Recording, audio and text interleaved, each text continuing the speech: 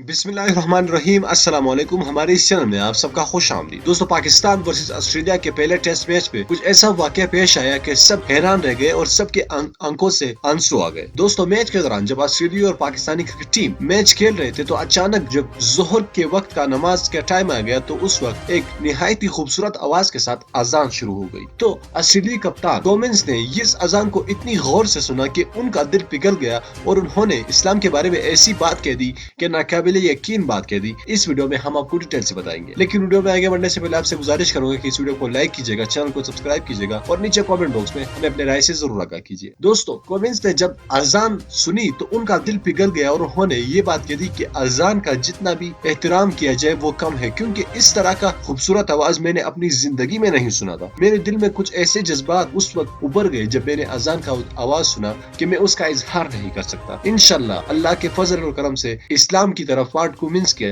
आने का इरादा है और इंशाल्लाह मोहम्मद रिजवान उनको तबलीग भी कर रहा है और जल्द ही आप सुनेंगे कि वो मुसलमान हो गया है। दोस्तों, इस वीडियो को लाइक कीजिएगा, चैनल को सब्सक्राइब कीजिएगा और हमारे चैनल को लाजमी सब्सक्राइब कीजिएगा।